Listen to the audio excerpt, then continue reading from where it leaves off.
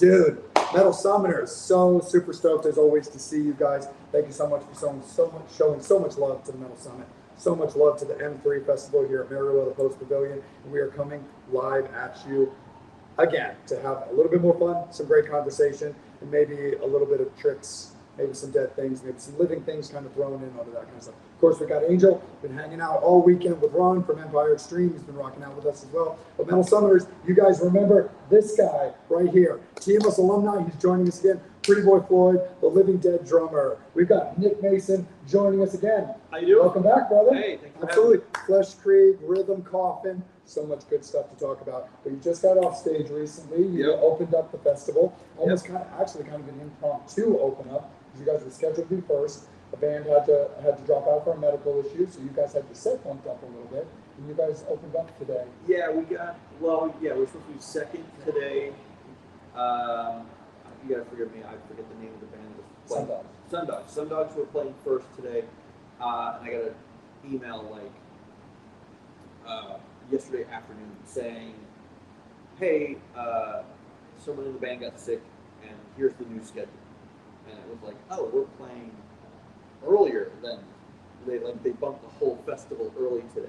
But it was fine, so we got to open up the show, and we actually had a longer time slot now, so we actually added songs into the set that we didn't think we were going to play, and kind of did it on the spot too. Like, we looked at the clock and we're like, we got 10 minutes left, and we're on our last song. What do? I was like, let's do this one, Yeah. But it's also got to be kind of cool periodically to have that kind of freedom to just be like, hey, what are we in tune with? Like, what can we bust out right now? As opposed to a song that, like, everybody knows, but you haven't really done it much recently. So it's like, this one we're sharp on. That was the cool thing. It's like, all right, we got a list of songs we could pick from that we weren't going to play today, but we all know them. We're all here, and, like, we might as well, we got the extra time, might as well throw them in.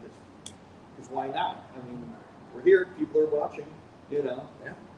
Absolutely. And for the fans that either haven't seen Pretty Boy Floyd recently or have just kind of been following the news, it's definitely a very cool thing. So you've had Dizzy playing with you guys for a while now, which is awesome. Almost a year. Almost a year now. Almost a year. But you had Lonnie on stage. Yes. Fans, you guys might know him from Adler. He had actually taken a little bit of time outside the music scene because he's a real car aficionado. So he's been loving that. But Lonnie Paul was throwing down on the 4-string for you guys. Yeah, today was day one with him. Trial by fire, no rehearsals, just sent him the material and talked to him on the phone a couple times. So, here's the count in on this. This is how we're going to end that. Watch me for this part. And he crushed it. He did great. And he's going to be doing the whole tour we have coming up with Trickster and Enough's Enough that starts next week. He's going to be doing that whole tour with us. Very cool, man. Awesome. It was definitely cool. This is your second M3. Yep. So it was. How cool was it for you just to get back on that big stage? It's nice because it feels like I like coming back to a place that's familiar, where you know the lay of the land and you're not wandering around searching, going, where's this, where's that? It's like, oh no, I've been here, I know the ropes. I can show the new guys a little bit. Like, no, the stage is down there. We have to go down here. Our dressing room's upstairs. But it's kind of nice. And it's also very cool as well, too, even just kind of piggybacking off what you just said for various shows in general, where, a band like Pretty Boy Floyd does kind of have a fraternity feel to it, kind of has like a brotherhood kind of feel, but you are basically, kind of the second in command elder statesman currently with the band, so getting to work, by default, but still, but when you get to rock out with the new guys, not only be like you said, watch me for the changes, but hey, this is just kind of how we rock and roll with things right now. This is how we set the world on fire. So this is kind of what we expect. Yeah, it's pretty cool. And like in this whole production, M3 is like one of the most professionally and efficiently run festivals that I've ever done. And it's always nice getting to work with the crew here too, just because they everything runs on time. Everything is exactly, if they send you a schedule and said this is happening at this time, it's happening at that time. And it's great. And they're super friendly and stuff like that. And getting to show the ropes with you guys, like we mentioned, stuff like that is pretty cool.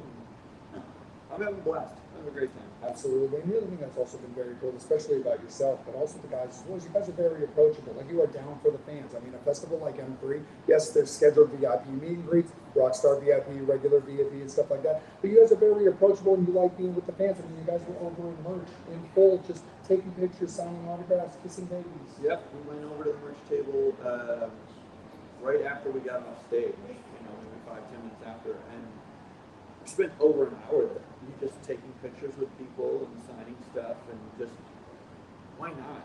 People are here to see you. Like it's great to have them see you on stage, but you can't.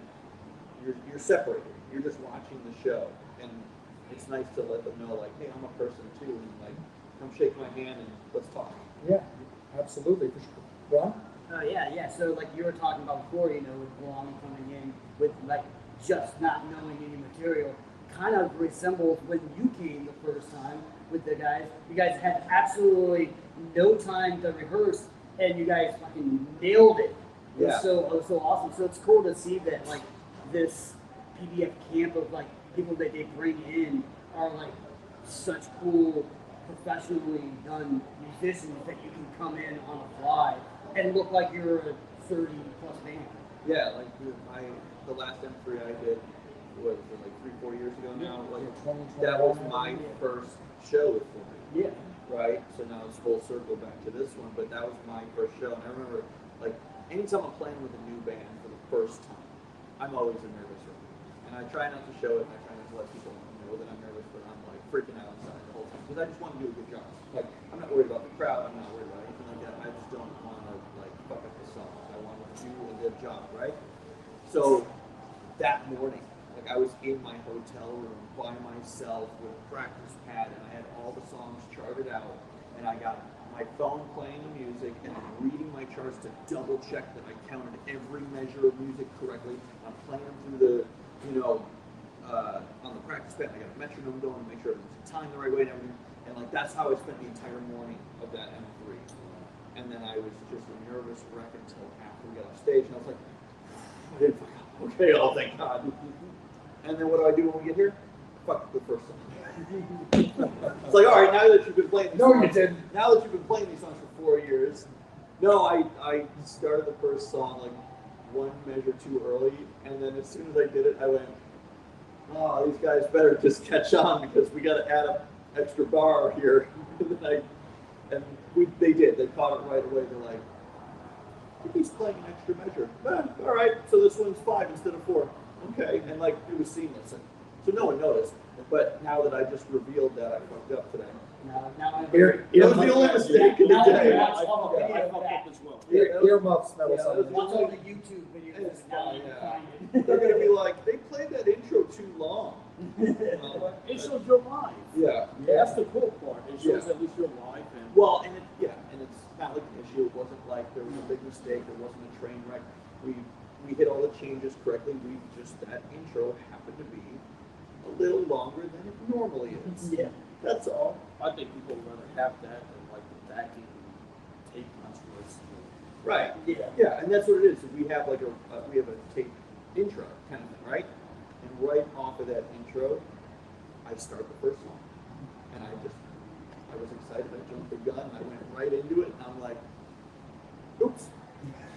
1, 2, 3, 4. Now I'm supposed to start. Okay, all right. Now we're good. But the guys caught it right away, and they're like, guess we're gonna do this one a little longer today. Yeah. So, And then, adding a little bit on, with us, with the Vampire and Devil, a little plug for that. Plug. Being a Living Dead drummer, what is your favorite horror movie? Oh man. Oh, that's a loaded question. I honestly don't know that I can narrow it down. Yes, I can. Fuck it, I can. The original black and white Bela Lugosi Dracula. Yes. It's not only is it my favorite like vampire movie, but it's probably I'm gonna throw that in as my favorite horror movie. I love the classics. I love Universal Monsters. I own the deluxe box set, fuck you editions of all of the Universal Monster movies. I'll watch them whenever they're on. And so yeah, I'll say the original Dracula is my favorite horror movie. Absolutely. Angel? When it comes to the set list, how different is the set list when you're playing a festival as opposed to one show? It depends on like how much time we're allotted, right? So at a regular show, typically we play in hours, and so we ahead of time, like a week before tour starts or something like that, we'll just text each other and kind of arrange the set list, be like, oh, we're gonna open with this one, we'll close with that one, stick this one before that one, whatever. And then for festivals, a lot of the time, because we're a band that will usually play earlier in the day and stuff like that, but like you have a much shorter set. So originally for this, we were 40 minutes. So we knew, all right, we got to cut 10 minutes off our set. So what songs are coming out? And we'll look at that and go, this one in the middle is kind of a snoozer, take that one out. And that one we don't need. You know, we want to keep the ones that people are most familiar with. So maybe some of these deep cut ones we were throwing in there, like let's ditch those and just stick to the hits. And then we get here today, and literally like this morning, we look at the schedule, we're like, oh wait, we thought we had to cut, 20 minutes off our set, but now we're playing an extra 10, so now we got to add 10 minutes to our set. And then we're going through shit like, what do we want to add? We weren't going to add anything. We were just going to stick to 40 minutes and not do 50. And then literally on stage, like we're got to the last song, and they got the little countdown clock up front. And Steve turns around to me and he's like, what do you want to do? We're on the last song, right? And I was like, let's play this one. And they're like, oh shit, okay, right. I was like, we got some time. Like, so then we just threw a song on the fly, completely improv, and was like, well, we all know this one. Let's play this. I like that. So yeah, and it was. So yeah, today was a little looser in terms of the set list and stuff like that. We kind of just felt it out. But normally it's like we'll plan it ahead of time. We'll make sure we're gonna cut these ones for time, and we make sure the ones we cut are usually the deep cut ones that like diehard fans might know, but a general audience who might only know 2 or 3 of the classic songs, they're for sure not gonna know those ones. So those are always the first to get out. Yeah, adding that little bit of extra time too. Gave him more time to banter and do what he loves to do best. And originally, like our set was so tight, we thought we had 40 minutes, and I timed every song out, and we came in, we clocked in at exactly 38 minutes. So I was like, sweet, you got 2 minutes of time to talk to the audience between songs, use it right, so I cut you off and pass it to or we're gonna end up having to cut songs. Yeah. And then today, we're like, oh, we got 10 extra minutes. All right, we're not rushed now. Now we can relax. We don't have to muscle through and just rush through every song. Now we can treat it like a regular show. Welcome to your first show, Mom. I know. It's 40, then it's 50. It's right. We're going to throw in songs. And yeah, and I'm just yelling the song from on stage. They didn't know we were going to play an extra one. Steve turned and talked to me about it, but Dizzy and Lonnie are not paying attention. And I just looked at them, we're playing this! No, totally. Stay with it, Angel. What is it about drummers that they count on you for time? What's that? What is it about drummers that they actually count on us for time? Because with the Metal Summit, it's the same thing. I get counted on for time. So what is it about drummers? Like, what is it about drummers? Like just being in charge of that call? Well, I mean, that's as a drummer. That's your whole job. Your job is to be the clock. That's why you're there. So guitar players and bass players and stuff. The only thing they're ever listening to is kick and snare, and that's telling them how fast they're allowed to play. They're only going to play the song as fast as I tell them they can. So if they're listening to they're listening to this the whole time. I mean, they don't care what else I'm doing. They just want that to be steady the whole time, so they know how fast they have to strum. And I have to just set that up for every song, because if it's a song where we all start together, I mean, I have to count in just to make sure we all start on the same note. Otherwise, we're all going to stumble into the song. Or if it's a song where like guitar starts by himself, then I'm going to tell him like, hey buddy, here's how fast you got to play this one, and then he'll start playing it, and then he hands off like the only time I don't have to count anything in is if I'm starting a song, which I think that Floyd said I only do that with 2 songs where I start. Leather Boys and... 3 songs. Okay, so there's Leather Boys, Restless, and Yosemite Night. Those songs all start with drums, so I can just do whatever. I can just start and they just wait for me. They know where to come in, But Yeah, I mean that's just your job is to be a human. That's it. Just be the metronome, be a clock, and Do you play? I'm not quite sure with how you're here. Do you play with the click trick? always. Because I remember the first time I'm not a huge drummer, but I've done it. I got to go and hang out with Northern Rose, and he brings people on stage to listen to that. Yeah. It's so crazy hearing, like knowing that was where you're playing to that click track. It's so, if you're, people who aren't used to that kind of stuff, it's so odd to get into that. I'm always playing with them. Always on stage. I'm wearing in-ear monitors. I have everything set up next to me on a little tray table kind of thing. And in fact, I line my in-ears are lined up through a mixer, so I have individual channels, and I mix my own ears live. So I hand one cable to the monitor guy and say, drums only on this channel. I hand him another one. I go, give me guitar and bass on this one, and then on the third one I get the click, and I mix it myself.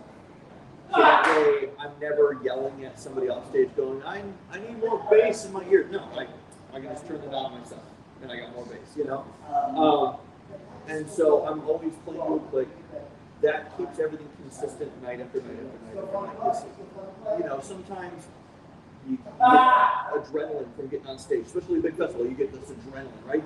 And you're going to want to play fast, and you're going to want to rush through it. You won't really know. So maybe you had too many cups of coffee that morning, and you're all jittery, whatever. Like, you want the songs to be consistent night after night after night, and that also helps plan your set. So, like the question you guys had about, your set time and planning a set out for a regular show versus a festival. Well, I can plan the set out. If I know how many beats per minute a song is, I know how long that song is. I know that this song is 3 minutes and 28 seconds exactly because I'm going to play to the click, and that I have no choice. The song will end at 3 minutes and 28 seconds every time. So we can plan the set easier that way too. So when I said our set was originally 38 minutes, it's because I looked at the timestamp on every song we're doing with the clip and went, no, we will play for exactly 38 minutes and not 1 minute more, and not 1 minute less. So when we found out we had 10 extra minutes, I was like, great, this one's 3.5 minutes long. Throw that one in. Our last song is 5 minutes long. So we're still going to come in 2 minutes early before the end of our set, which means we won't run over the set and we won't have the stage manager freaking out on us or anything like that for playing too long. We won't, piss off the band after us for playing too long. We will make sure we are off stage at exactly the right time. And a little bit of extra steam chipping. Yeah, he's got a few extra minutes, and I keep an eye on the clock because I know how long every song's going to be because I know what the beat is, where I know how fast or slow that click is going to be. Yeah. So I can time it out. Like when I would do like dance and stuff like that, like I'm more of a much like raw bass player type guy, but it's like I'm not what you would call a click guy, but I would always work with my drummers who are or aren't click guys because my job is also to synchronize with them. Yeah. So like I'm very like here and there when it comes to the click. I've never been fully trained yet as far as like this is how you learn and work a click. But my job is always like, well, I need to, whenever time allows, outside, like personally or professionally, be like, well, I need to synchronize with my guy because they're like, you're not a click guy, which is cool. I'm a click guy, so we need to talk and stuff like that. So if there's triggers you need or triggers you want to give, I need to know about them. Yeah. I prefer playing to it. I've just gotten very comfortable with it over the years. I do a lot of recording session work, so like for that you have no choice. You have to play the record. Like every producer and engineer is going to want you to do that no matter what.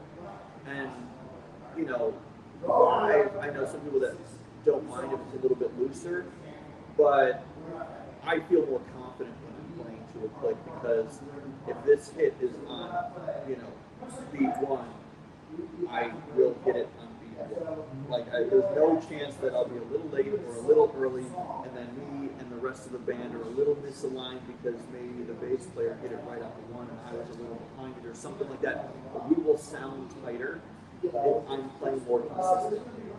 And the real trick is to make yourself not sound like a robot when you're playing. Like, and that's something that just takes practice, because there's some people when they're playing, you can tell. You can tell they're playing music because it's very stiff in your body. But that usually, if you put the time in to really practice it, and the more comfortable with you get, the more you can sound natural. You can actually push and pull and click a little bit. Like in the ballads we do and stuff like that, I'm sitting really far back in the pocket, especially with my snare. I'm really behind the click, but I have the click going, so I know where all the changes are going to be, so I can do that. I can push and pull a little bit to make it swing a little bit more without fucking up the tempo. Yeah. And without following the time and some beats.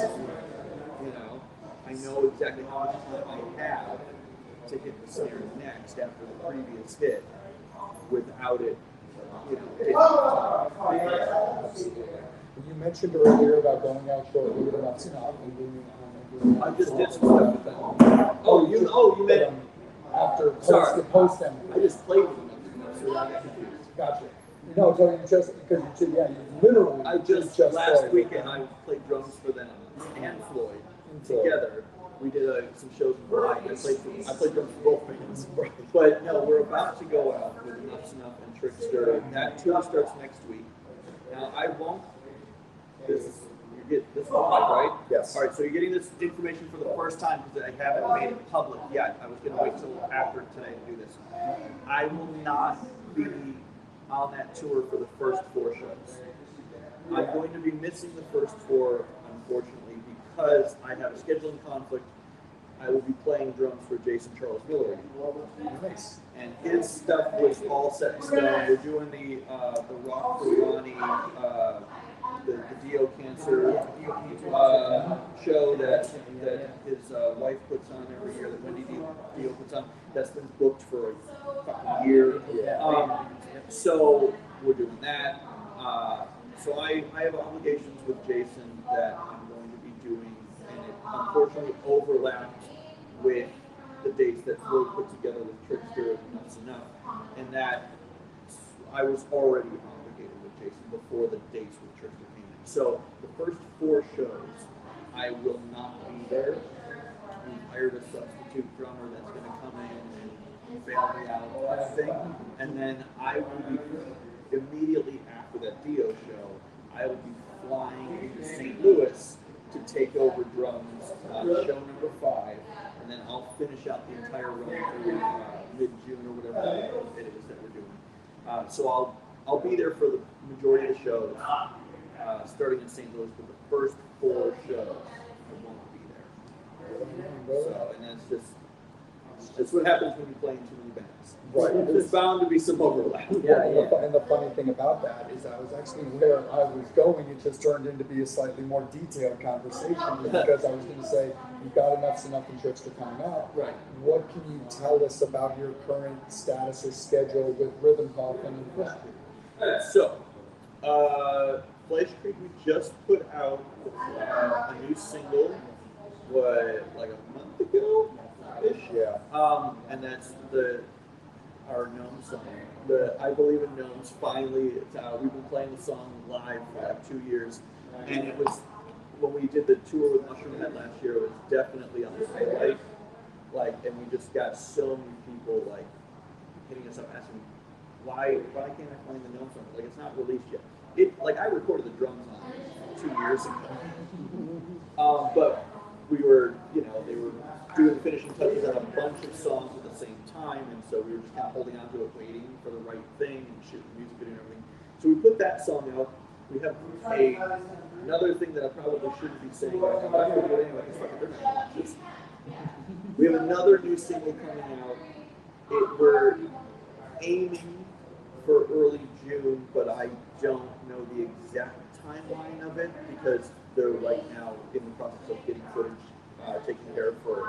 It's going to have an accompanying music video also, and that's going to be a brand new song also. So with Flesh Creek this year, the plan is every couple months drop a new song, and we have plenty of new material that's done, recorded, mixed, mastered, in the can, done.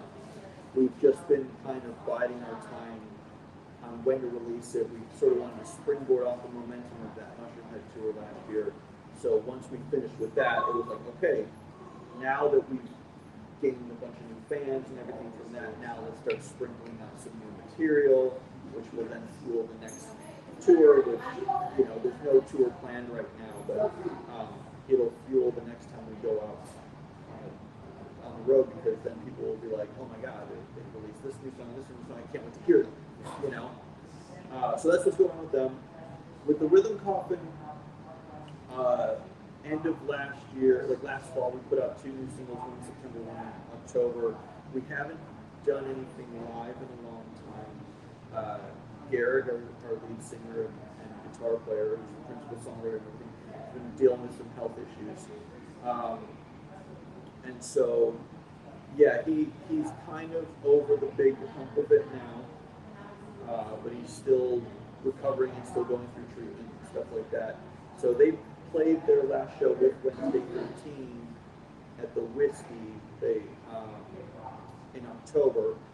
I was out with Floyd at the time, so I wasn't a part of that show, unfortunately. Again, playing too many bands. But the cool thing is they actually flew their original drummer in to play that show. So it was really cool. It was very cool because it had the majority of the original lineup on stage. And it was a good send-off because they knew this is going to be the last show for a while with the treatment that he had to start and everything like that. So they're like, no, we're going to go out on the top. We're playing the sold-out show with Wednesday. I mean, we can always play with Wednesday. We play with live. So they're like, we're going to do the show with Wednesday. It's going to be it's sold out. It's going to be great. It's going to be a good send-off for the band to kind of hibernate for a little bit while Gary recovers. So, but I mean, we talk all the time and we keep in pretty close contact and stuff like that. So I don't want to put a timeline on it, but I hope that it's sooner rather than later that we get back out on stage and start recording some material.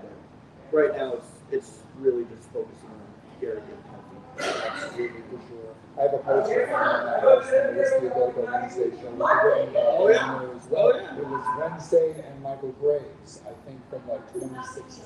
Okay. Were you with the band at that I time? think I joined the band right after That's what I that. thought.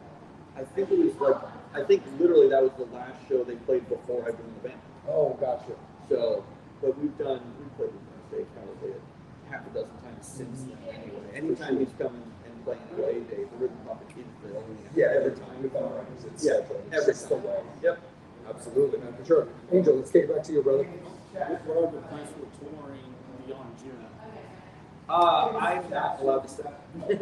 There is. There is. I have. Some things you don't get everything. I have a block on my calendar of this date to this date, doing this thing.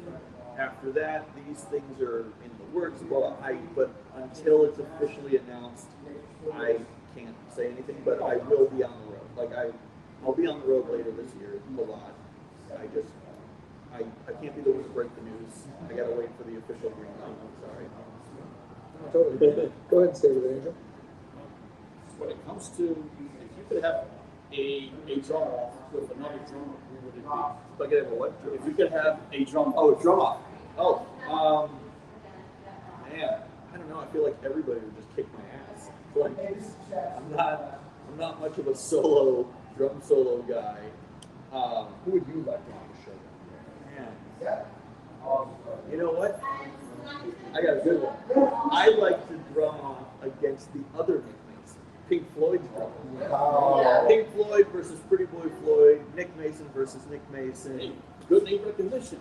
Well, Come on. that was also you guys need to go back in time to Nick's other episode of the Metal Summit if you want that story in full, because that's a good Oh, one. the lawsuit thing. Yeah, with the lawsuit. No one sued. Like, I didn't get sued. He didn't get sued. It wasn't like that. It was just. I was gonna say. Oh yeah, it's not a juicy dirt-filled story. No, It's nothing just like a that. good one. It's a case of me getting somebody else's mail.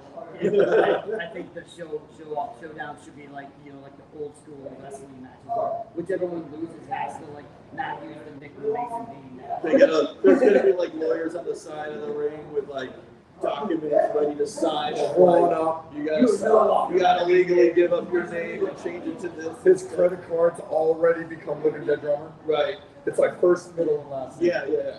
What's up, Logan? Good to Yeah. see you, bro. Yeah, you were talking about with all the touring and stuff like that, you know, from one tour to another tour, strumming and like doing all these bands and stuff like that, and you know, not being able to have a home or be able to sleep. Yeah, I know. Makes sense of why your name is Living Dead Drummer, because you obviously you're probably living off of cat I'm food in a and whatever you perpetual can. state, zombie state all the time, just from like lack of sleep and constantly traveling and. What state? What? You know, what time zone am I in right now? Oh my god, it's so funny. And like, okay, talk about like Twilight Zone shit like that. So just rewind like 2 weeks ago, I'm rehearsing an hour-long set for Floyd, an hour-long set for Enough's Enough, and an hour-long set for Jason Charles Miller. And I'm like, that's 3 hours every day that I'm glued behind the drum set just to get through every song once. You know? And both Jason and Enough's Enough do covers of Eleanor Rigby. Yeah.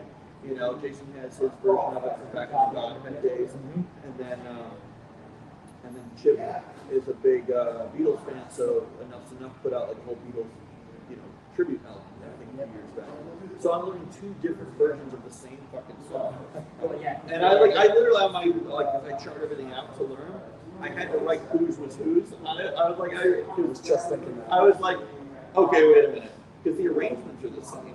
Yeah. It's just the drum parts are different. So I was like, wait a minute, okay, this one's Chip's, this one's Jason's, and don't put this one in that folder.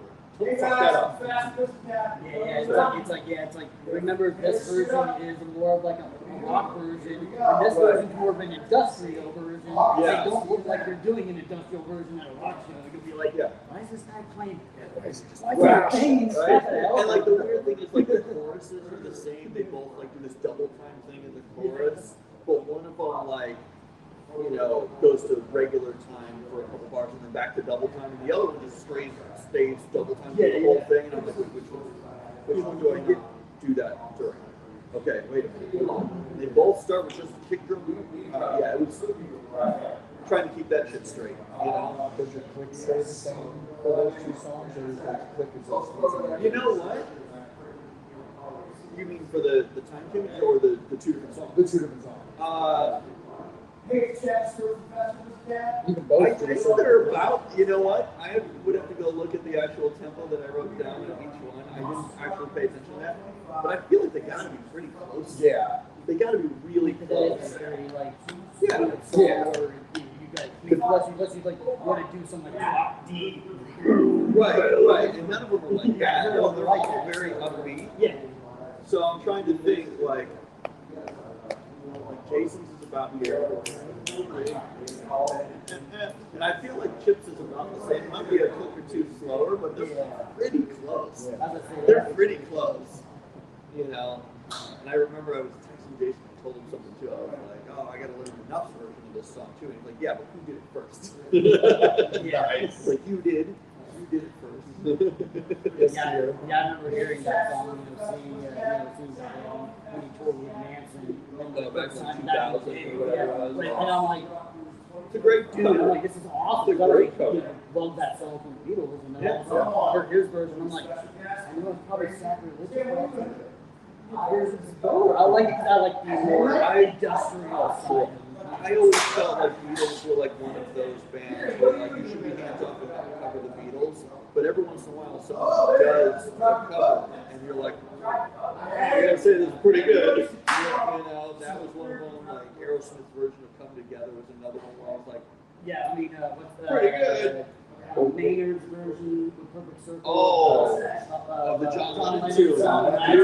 The Perfect Circle's version of "Imagine" is amazing. Yeah. It's amazing. Ron, you and I were literally talking 2 hours ago about Faster Pussycats on You're So Vain to Marilyn Manson. Yeah. Alright, 30 minutes! So, speaking of faster, I think they're cutting us off.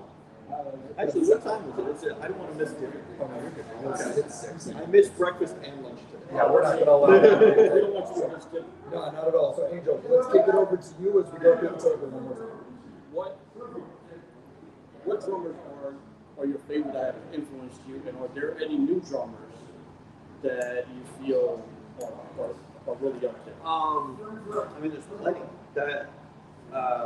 There's a lot. I mean, I grew up in the age of, you know, the early '90s drums. You know what I mean? Like when I first started playing drums, grunge was the scene. You know? And so I mean,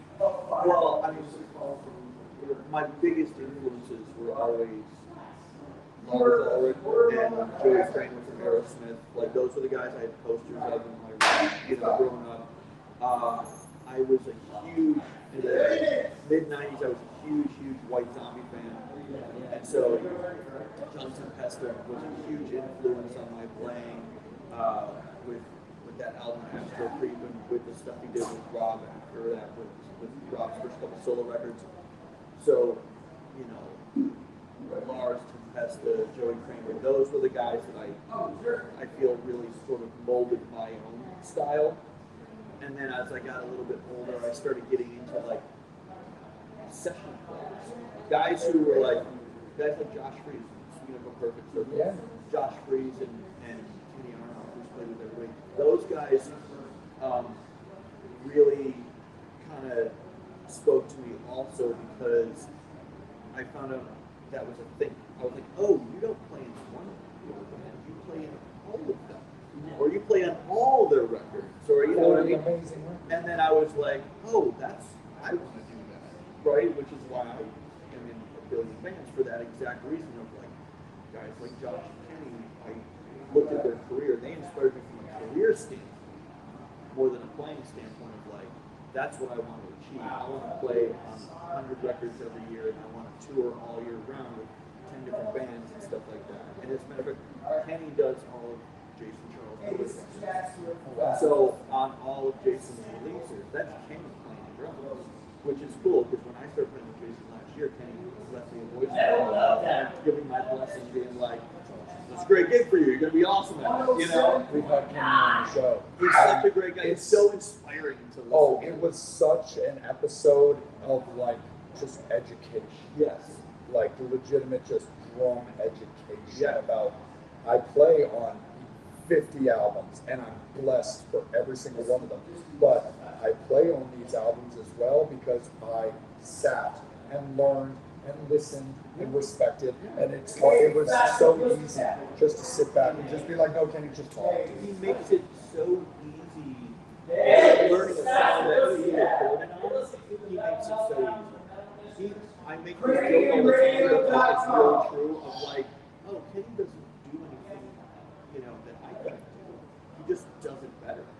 Like, that's the thing. He doesn't do anything that any other capable drummer isn't, you know, capable of playing, but like, he just does it better than them. You know? And so anytime Jason's got new material that he wants me to learn, it's cake because Kenny just makes it so easy. You listen to it and you're like, man, that's exactly how that part should be. I would not change one thing that he did. So I'm just going to play what he did because it's perfect for that song every time. Yeah. During the course of your career, something that he has actually done is, on days off, he will fly to record in the studio to record. Right. So have you ever done that where you're in the middle of a tour and on a day off or so, you flew to do session work? I haven't flown out to do session work because it's nowadays it's a little bit different because everybody has like their own studios. So I have my own studio. So I try, if I get a bunch of sessions in, I try to schedule them around touring. So I'll say, hey, from this day to this day, I'm going to be unavailable. So if you want it done before then, get it to me now, and I'll do all the tracking before I leave for tour. Budgets aren't high enough nowadays to stick me on a plane to go home to record for a day or two and fly back. But what I have done is I have flown from tour to tour to tour, where I'll get done with one tour and that same night get driven right from the venue to the airport and fly out to meet another band in another city to immediately go on the road with them. Like I'm doing that, you know, in 2 weeks with Floyd, where I'm playing with Jason, and then the next day I'm on a plane flying out to pick up the Floyd tour, and then last year when I was out with Floyd Creepy, I was out with Floyd for a couple weeks in Europe. We did 2 weeks in Europe. I came home, immediately started, like a day later, started rehearsals with Life Creek for our tour. Went on the road with them and flew right from the last show of the tour in Cleveland. Flew back to LA, got on the plane the next day, and flew to London to go do another 2 weeks in the UK with Floyd. They were already there waiting, but they flew in 2 days before I was there. I flew in the morning of the show. I went right from the airport to soundcheck. So I've done a lot of stuff like that, where it's like the schedule's tight, if my flight's delayed, the show's fucked. And thankfully, fingers crossed, knock on wood, like there haven't been too many hiccups. And I'm going to take a guess. This has happened because you've never flown Spirit Airlines. Oh, I have. Oh, you haven't? Oh, I have. But when, Let's just have it out for you, Angel. but when there's deadlines like that, Yeah. we can't fuck around. Yeah. It's like, okay, we got to make sure that this. It's like I feel bad for like Courtney who's going to go to the maybe she's always having plane issues, luggage missing, and stuff like that. I know a lot of people that have run into the same thing. I've seen people's guitars come down the conveyor belt, folded in half, and I'm just like, and the last couple of times I would become a serial murderer. the last couple times that we flew through Europe, my cymbals didn't come back.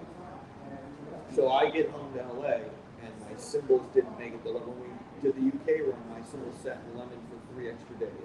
Now I've always got them back, but sometimes it's a day later, sometimes it's 3 or 4 days later. And what keeps me from losing my shit, and is that all my stuff is insured.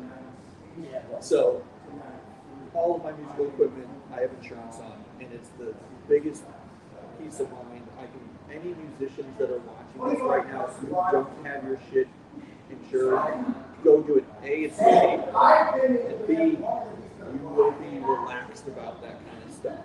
So when my cymbals don't show up from a European tour, I'm not sweating it. I'm just more like, that would have fully insurance company, but they're covered. They're covered. So I don't have to worry about it. Now, I've always got my gear back, and thankfully nothing's been damaged. Again, fingers crossed. But that's what keeps my mind at ease, knowing that I'm covered. Sure. Oh, no worries, man. Anything fun? Yeah, it's just something, hopefully, talking about that doesn't put a curse on you, and all of a sudden That's the worst thing. Is so we're definitely gonna talk to our Lord Satan. always hesitant to say, well, I've never had one of my bags on show, because I feel like I'm absolutely cursing myself by doing that. Yeah. So I'm always nervous to say that. I was like, oh, here I go. I'm bringing the rap down now. Yeah.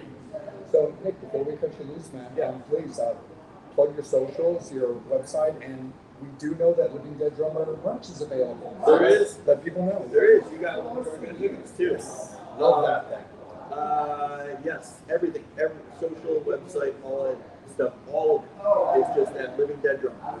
So Is TikTok that you never use? yeah, true story. Never use it. Got one. Don't use it. The name is available. Got it just to get the name. I got it just to get. I did that with a bunch of social media stuff. Like I registered